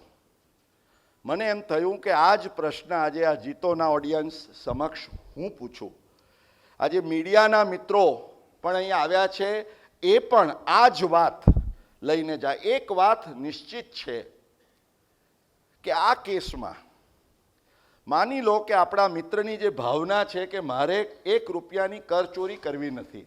This is not tainted money, please understand, it is clean money. આ નથી કોઈ લાંચ રૂશ્વતના પૈસા, નથી કોઈ હવાલાખોરીના પૈસા, નથી કોઈ ઇલીગલ ધંધામાંથી કે કાળા બજારમાંથી પણ ઊભા કરેલા પૈસા. Please understand. સમય અને સંજોગોની મજબૂરીમાં એની પાસે આવેલા નાણાં. મિત્રો, આજે આપ જાણો છો કે આજે જે પ્રામાણિક રોકાણકારોને ઘર લેવું પડતું હોય છે ને, મારી પાસે એક બીજો પણ સવાલ આવ્યો હતો કે મુકેશભાઈ મારે ઘર ખરીદવાનું હતું, મારી પાસે કોઈ 2 નંબરના તો પૈસા હોય નહીં. પેલા એ કહ્યું કે ભાઈ 10 લાખ રૂપિયા આપવા પડશે, એટલે મેં તો મારી બેંકમાંથી 10 લાખ ઉપાડ્યા અને આ સર્જિકલ સ્ટ્રાઇક આવી. હવે મારા પૈસાનું શું કરું? મેં કીધું દોસ્ત ચિંતા ના કરતો, પહેલાં તો એ પૈસા તું પાછા જમા કરી દે. એટલે તારી નોટો કાગળ થઈ જશે એ તો ભય રાખતો નહીં. પણ આવા પણ કિસ્સાઓ હોય છે. હવે આવા કિસ્સાઓ માટે વોટ ઇઝ ધી આન્સર? મિત્રો, આવા કેસમાં જે માની લો કે આ મિત્રને શું સલાહ આપવી જોઈએ આપણે કે પૈસા ભરો ભાઈ, તમારે કંઈ એને ગંગામાં વેવડાવવાની જરૂર નથી, બરાબર ને? તમારા ખાતામાં જો તમે આ પૈસા ભર્યા હોય જેના વિશે તમે કોઈ પુરાવો આપી શકો એમ નથી. ઇનફેક્ટ મારે ફોન ઉપર એનો ફોન વારંવાર આવ્યા કરતો તો આઈ ટુક ધ ફોન. મને કહે છે મુકેશભાઈ હું શું કરું? મેં કહ્યું જો દોસ્ત, તું એમ કહીશ કે આ મને ઘરના પેટે મળ્યા છે અને માટે પેલા બીજો તારો લોંગ ટર્મ ગેઇન છે એટલે આને પણ તું લાંબા ગાળાનો મૂડી નફો ગણીને કરવા ટ્રાય કરીશ તો ઝઘડાનો વિષય બનશે. પણ હું તને માત્ર મિત્ર ભાવે એટલી સલાહ આપી શકું કાયદાની જોગવાઈઓને લક્ષ્યમાં રાખીને.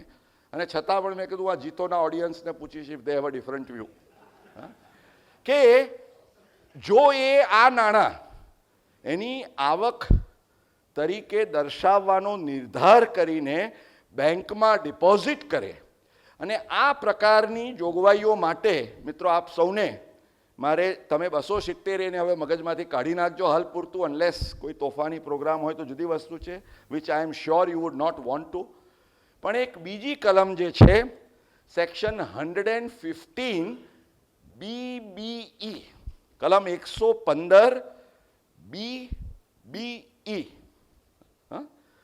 આ કલમ હેઠળ એમ કહેવામાં આવ્યું છે કે જે કોઈ પણ રોકાણ હોય, નાણાં હોય, ઇન્વેસ્ટમેન્ટ હોય કે એસેટ હોય જેના સંદર્ભમાં તમે કોઈ ખુલાસો રજૂ કરી શકો એમ ન હો અને એ તમારી આવક તરીકે અનએક્સપ્લેન્ડ ઇન્કમ તરીકે એ આકારાય અથવા તો આકારણીને પાત્ર થાય તો એ કેસ પર ફ્લેટ 30%ના દરે, ભલે તમારી બીજી 5 લાખની જ આવક છે, તમે 20%ના સ્લેબમાં છો કે 10%ના સ્લેબમાં છો, પણ આવી જે અનએક્સપ્લેન્ડ ઇન્કમ છે એના ઉપર 30%નો ફ્લેટ રેટ છે.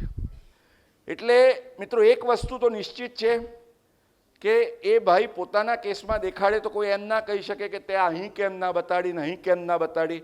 C because this is the maximum tax that anybody can take at 30%.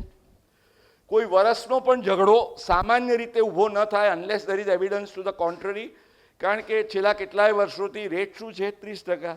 Actually અત્યારે પેલા કરોડપતિનો જો તમે સરચાર્જ ગણો તો ઇટ ઇઝ ઇવન હાયર, અત્યારે 35.54% છે, જે એક ટાઈમે ખાલી 30.9 હતો તમને 1 કરોડ ઉપરની આવક હોય તો પણ.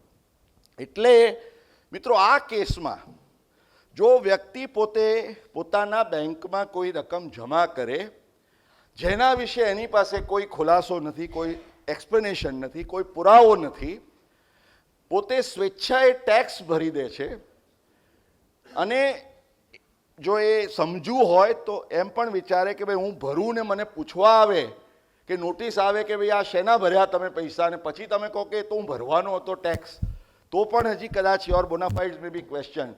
પણ તમે ભરીને જમા કરીને બીજે જ દિવસે, not even waiting until 15th of December, તમે જો ટેક્સનું ચલણ સાથે એ પેમેન્ટ કરી દો તો મિત્રો પ્રશ્ન એ છે કે આ કેસમાં તમારી આવકની જ્યારે આકારણી થાય based on the deposit that you have મેડ, તમે તો આવક રિટર્નમાં દેખાડવાના છો, તમારી આકારણી પણ અધિકારી આનાથી વધારે કરી શકે ખરો? ના, કારણ કે તમે તો લાંબા ગાળાનો કે એ પણ ઝઘડો રાખ્યો નથી, તમે 20% નથી ભરવા માંગતા, તમે 30%ના ફ્લેટ રેટે બતાવો છો. મિત્રો આ સંજોગોમાં સેક્શન 270A ની પેનલ્ટી કે પ્રોસિક્યુશનનો પ્રશ્ન ઊભો થાય, હા કે ના? જસ્ટ ટેલ મી. નો, બરાબર છે? આઈ think you have given the answer. જે પ્રશ્ન પ્લીઝ, જે પ્રશ્ન તમારા મનમાં, હવે તમે કહેશો કે ભાઈ મારે 10 કરોડ રૂપિયા મારા ખાતામાં જમા કરવા છે અને હું કહું છું મારે એને કોઈ ખુલાસો નથી. મિત્રો anything that you do, please understand, કાયદો એ કાયદાની જગ્યાએ છે, પણ એટ ધ સેમ ટાઈમ તમારે જે ગ્રાઉન્ડ રિયાલિટીઝ કે પ્રેક્ટિકલ કન્સિડરેશન્સ કે the wisdom of a sound person એનો તમારે વિચાર કરવાનો છે. ઇનફેક્ટ આ જ મુદ્દા ઉપર આજે જીતો છે, you are an all India organisation, I think you can just put it up for public consideration. મીડિયાના મિત્રો છે કે જે કેસની અંદર શુડ જેવી રીતે 2.5 લાખની લિમિટ કરવામાં આવી, I am just living it as a thought. Do you કે the government should also consider putting a limit for such kind of cases for such reasonable amounts કે જેથી it can be taken care of. કારણ કે આજે સમજો કે 10 લાખ રૂપિયા છે ને ઘરના 4 સભ્યો છે તો થઈ જાય, પણ આજે કોઈ વન મેન શો હોય, એના ઘરમાં એટલા સભ્યો નથી, 5-7 લાખ રૂપિયા તો પણ હોઈ શકે, તો શું? એટલે આ 2.5 લાખ ઉપર ઇન્ક્વાયરી ખરી, પરંતુ જ્યાં કોઈકે સ્વેચ્છાએ શુદ્ધ બુદ્ધિપૂર્વક પૈસા જમા કરાવ્યા હોય અને ટેક્સ ભર્યો હોય તો એ કેસમાં should eat first of all legally there can be nothing.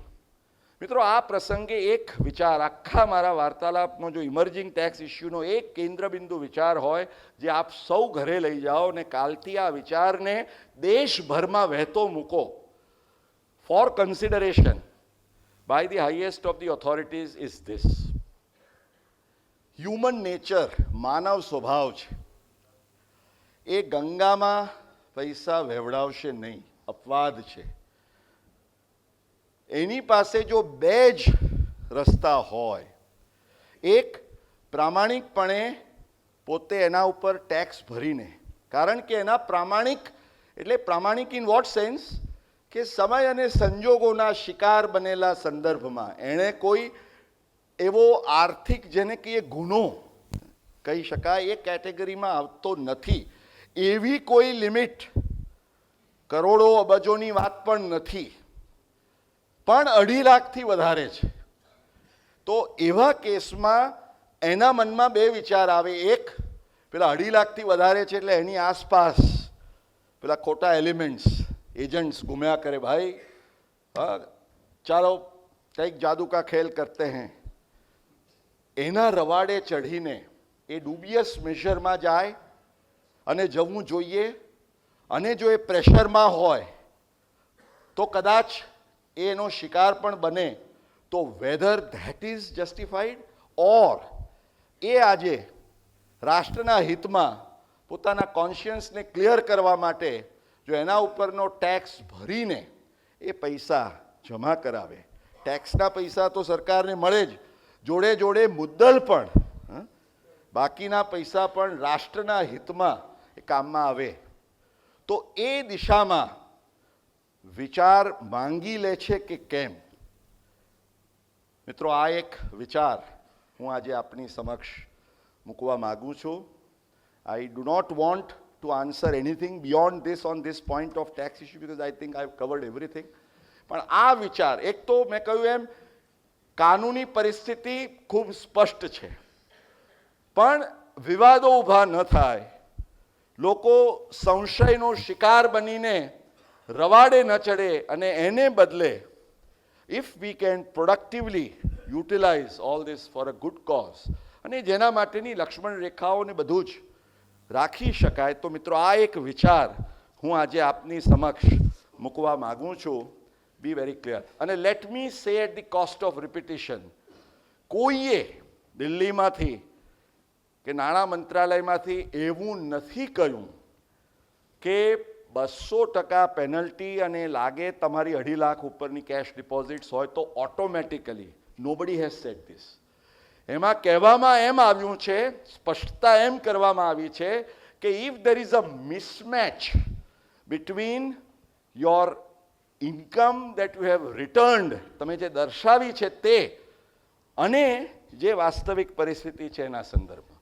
પણ if there is no mismatch, એટલે મિત્રો આ એક ખૂબ જ મહત્વની વાત આપની સમક્ષ હું મૂકું છું. મેં કહ્યું એ પ્રમાણે મહેરબાની કરીને મનમાંથી જેટલા પણ તોફાની વિચારો ઘણીવાર આવી જાય, કાઢી નાખજો. You have to be part of the nation building process. So please don't go into the daredevil play. Dangerous થશે. હજી તો જેણે કદાચ સ્વાદ ચાખ્યો હોય પહેલા 24 કલાકમાં, ખબર હશે ને, રાતના 8 વાગે આ થયો, સોના ચાંદી માટેનો કેવો ધસારો રાતના 2 વાગ્યા સુધી. દશેરા કે દિવાળી પર પણ અખાત્રીજે પણ ના હોય ખુલ્લી દુકાનો પણ, અને લોકો એમ માનતા હતા કે ભાઈ 2 લાખ રૂપિયાથી ઓછાના નામે કેશ મેમો, પણ કોઈને કલ્પના નહોતી કે પેલું સીસીટીવી બનશે આપણું વિલન. મિત્રો, કેટલા બધા જ્વેલર્સ, ગોલ્ડસ્મિથ્સને નોટિસીસ આપવામાં આવી છે, એમના સ્ટોક્સ, એમના બિલ્સ, એના અંગે તપાસ ચાલી રહી છે, ઇન્ક્લુડિંગ એમના સીસીટીવીના ફૂટેજ પરથી એક્શન્સ આર બીંગ ટેકન.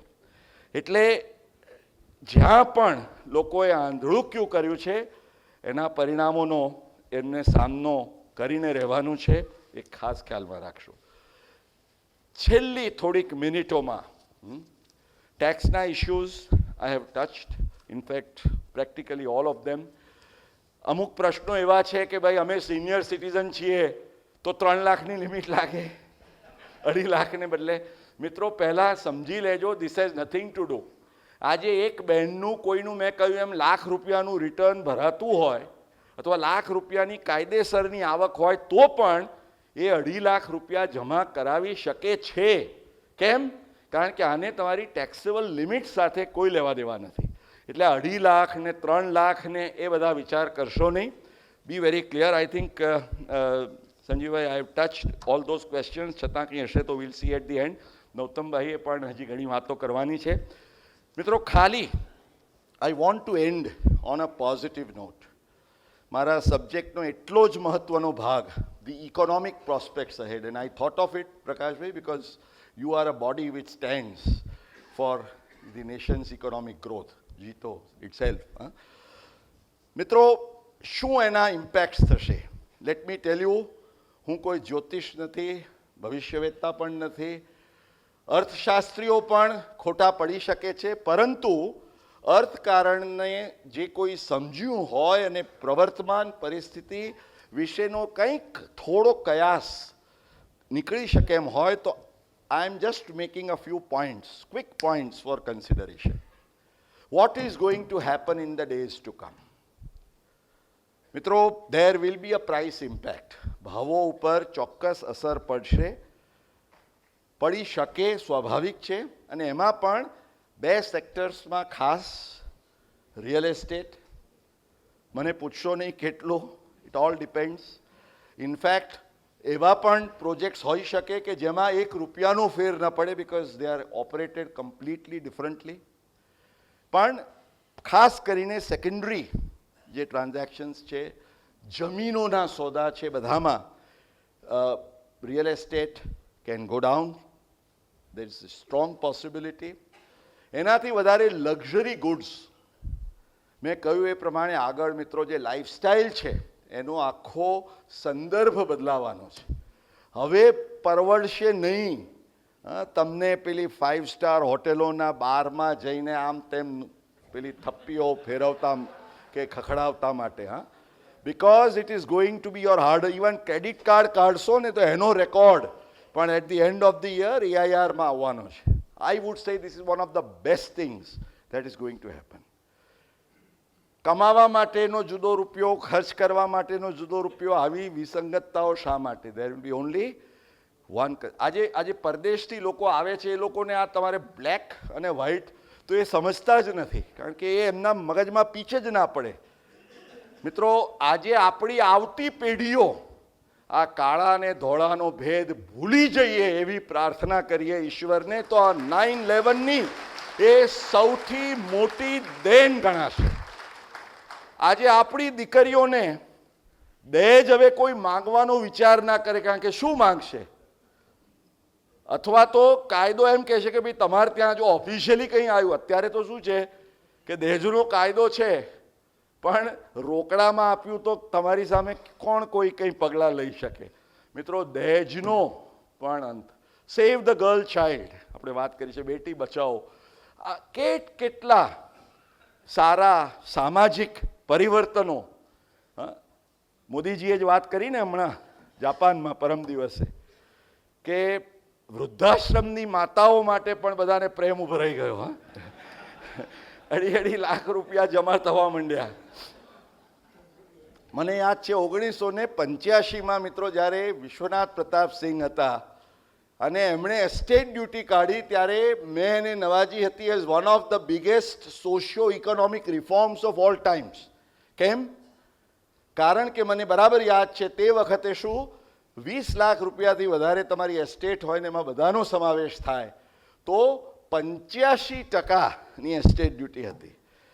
એટલે દીકરાઓ શું કરે, પેલા ફાધર સિનિયર સિટીઝન થાય ને એટલે રોજ એનો જીવ ખાય. બાપા તમે જશો ને પછી આ બધું મૂકેલા ઉપર અમારે કેટલા ટકા જોડવાના, એટલે આપી દો. અને બાપા આપી દે એટલે પછી જય શ્રી કૃષ્ણ. એ જમાનામાં તો વૃદ્ધાશ્રમો પણ નહોતા, એટલે બાપા બિચારા જાય ક્યાં? પણ આને કારણે it was one of the big socio economic reforms. મિત્રો, આવા અનેક સામાજિક પરિવર્તનો, આર્થિક પરિવર્તનો આ દેશમાં આવવાના છે. એનો મને હર્ષ છે, એનો મને આનંદ છે. Inflation is bound two B in control four various reasons. બેંકોમાં લિક્વિડિટી વધશે તો છે જ. 5 દિવસમાં જ 1.5 લાખ કરોડ જમા થઈ ગયા. 17 લાખ કરોડમાંથી જેટલા ઓછા આવે એ પણ સરકારના ફાયદામાં જ છે. મેં કહ્યું એમ ગઈ વખતે 25%, કારણ કે તો સરકારને ફાયદો છે, લોકોની હિંમત નથી કે જઈને એ જમા કરાવશે. પૂરા આવશે તો પણ એ સરકારી તિજોરીઓમાં રહેશે. બેંકો એ નાણાંનો દેશના વિકાસ માટે એનો ઉપયોગ કરી શકશે. Infrastructure spending, think of the positives. You will have a stronger rupee. Already એના ઇન્ટરનેશનલ ઇમ્પેક્ટ્સ શરૂ થવા માંડ્યા છે. Interest rates will come down. Chamber of commerce, industry, JITO, તમે સૌ જેની માંગણી કરો છો, વ્યાપાર ઉદ્યોગ વ્યવસાય કરવાનું વધુ સરળ બનશે. Home loans will become cheaper. All these possibilities are there with the liquidity. અને એક કરદાતા તરીકે વાત કરું છું મિત્રો, not as a tax expert or not even as part of any expert committee, પણ હું એમ ચોક્કસ કહીશ કે આ તમામનો જે આખો એક બોયન્સી ઇન ટેક્સ રેવન્યુ, મિત્રો, જે કરવેરાની વસૂલાતમાં ચોક્કસપણે વૃદ્ધિ થવાની છે. એક તરફ જીએસટીની સાથે તો આપણને સૌને we are all અપબીટ, everybody thinks that go, પણ એની સાથે સાથે એટલે indirect taxes, in fact the timing is perfect.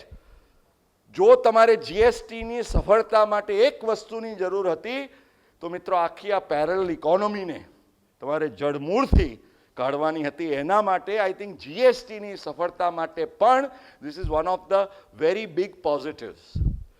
સાથે સાથે એ પણ અપેક્ષા રાખી શકીએ કે આવકવેરાના જે દર છે એમાં પણ સરકારને હવે ઘટાડો કરવા માટેનો અવકાશ રહેશે.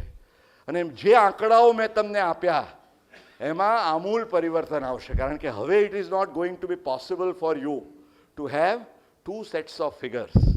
એટલે મિત્રો, આ તમામ જે લાભો છે એના સીધા લાભ, મેં કહ્યું એમ, social impact, the attitudinal change, respect for hard earned money, એ જ ઇન્ડિયન હવે એમ કહી શકશે ગર્વ સાથે કે you know I have all the love for my nation. મિત્રો, આ પરિસ્થિતિની અંદર I want to say finally as I conclude કે આ 9/11 ને આપણે વર્ષો સુધી કે દસકાઓ સુધી જ નહીં, કદાચ સદીઓ સુધી યાદ કરીશું. કારણ કે ઇતિહાસ સાક્ષી પૂરે છે આ વાતની કે સમયની અંદર મેં જેમ શરૂઆત કરતા કહ્યું કે વિક્ટર હ્યુગો, વન આઈડિયા, અને એ આઈડિયા એના જ મનમાં આવી શકે, નો પન ઓર આયરની ઇન્ટેન્ડેડ, પણ 56ની છાતી તો ચોક્કસ જોઈએ. It could not have been possible in the minds of any one of us, including you or me. કફન બાંધીને કોઈ નીકળ્યો હોય ને તો જ એ આ ખમીર આ દાવ ખેલી શકે ને માટે એમને સલામ. નો પોલિટિક્સ ઇન્ટેન્ડેડ. અને વી વિશ હિમ ઓલ ધ બેસ્ટ. એમની સાથેની યાત્રામાં એ યજ્ઞમાં આપણે સહભાગી બનવાનું છે. મિત્રો ફરીવાર યાદ કરાવું છું, આપણા ઘરનું રિનોવેશન હોય, આપણા બાજુમાં ફ્લાયઓવર થતો હોય, અંડરબ્રિજ થતો હોય, મેટ્રો થાય, આનાથી વધારે મુશ્કેલીઓ આપણે ભોગવીએ છીએ. માટે મુશ્કેલીઓની રોદણા રડીને let us not disturb the positivity. Let us move forward. કારણ કે ઇતિહાસ સાક્ષી પૂરે છે. અને આ જ દેશ, મિત્રો આજે ભારતના ઇતિહાસની વાત કરીએ ત્યારે હજારો જ વર્ષોનો ઇતિહાસ એ વાતની સાક્ષી પૂરે છે. જે મારા ખૂબ પ્રિય શાયર ઇકબાલે કહ્યું, એણે એમ કહ્યું, ખૂબ દિલથી કહ્યું, યુનાન મિસ્ર રોમ સબ મિટ ગયે જહાં સે. બધા સિવિલાઇઝેશન્સની વાત આપણે ઇતિહાસમાં મળેલા ને, ઇન્ડસ વેલી, રોમન, ઇજિપ્શિયન. એણે કહ્યું यूनान मिस्र रोम सब मिट गए जहां से, बाकी मगर है अब तक नामो निशा हमारा. कुछ बात है कि हस्ती मिटती नहीं हमारी, सदियां रहा है दुश्मन दौरे जहां हमारा, सारे जहां से अच्छा हिंदुस्तान हमारा. મિત્રો એક ભારતવાસી હોવાનું એ ગૌરવ આપણને આગળનો માર્ગ ચીંધશે. નહીં તો જેમ એક શાયરે એ પણ કહ્યું છે કે જો ઘડી ચૂક્યા તો તમને સૈકાઓ પણ માફ નહીં કરે. ખૂબ સુંદર શબ્દોમાં એણે કહ્યું, and that is my last word for the day, कुछ ऐसे भी मंजर हैं तारीख की नजरों में, लम्हों ने खता की थी सदियों ने सजा पाई है. મિત્રો આપ સૌએ મને ખૂબ ધ્યાનથી, શાંતિથી, પ્રેમથી સાંભળ્યો એ બદલ આપનો અને જીતોનો ખૂબ ખૂબ આભાર.